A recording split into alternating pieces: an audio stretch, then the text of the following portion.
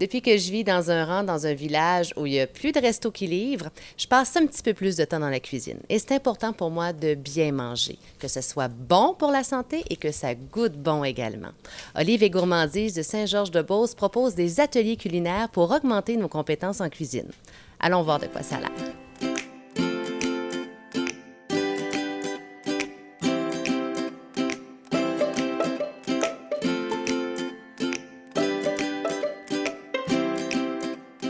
C'est une expérience privée, hein? C'est une expérience privilégiée de parler avec le chef, de modifier des petites choses parce qu'on va au-delà des recettes qui sont faites présentement dans l'atelier.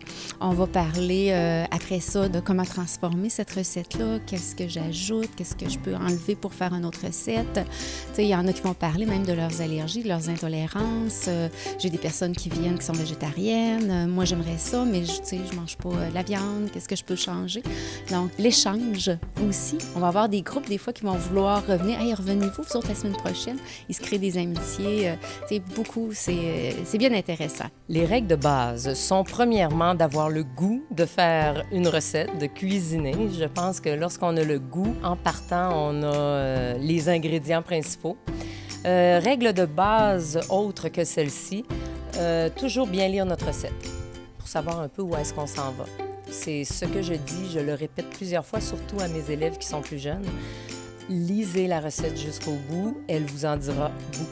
Donc, je trouve que c'est important de bien faire sa liste. On sait où on s'en va. Est-ce que j'ai besoin d'utiliser un four? Est-ce que ça marine quelques heures ou quelques minutes? Donc, en sachant ces règles de base-là, je pense que tout le monde est capable de bien cuisiner. Évidemment, on peut apprendre beaucoup en lisant, en jasant avec ceux qui ont l'expérience ou bien tout simplement en l'essayant nous-mêmes, on apprend beaucoup. L'excuse classique pour ne pas cuisiner, c'est le manque de temps. Alors, est-ce qu'il y a des conseils, des trucs, des astuces précises pour les parents qui sont toujours pressés, par exemple? Oui, il y en a. Justement, le fait d'être préparé, et ça, tu t'en sors pas sans avoir mis un petit peu de temps.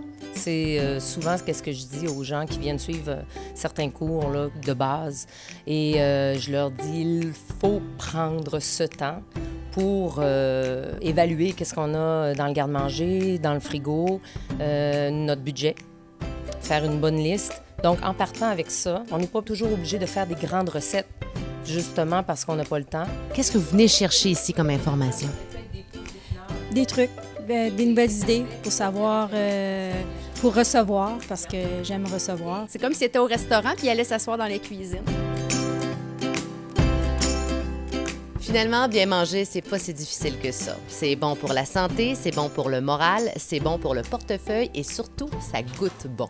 Voici le calendrier des ateliers culinaires d'Olive et Gourmandise pour l'automne 2016. En octobre, vinaigrette et salade et les entrées. En novembre, les plats végétariens, les amuse-gueules, trilogie de tartare et les plats pour les fêtes. Pour informations et réservations, 221-1819 ou oliveetgourmandise.com.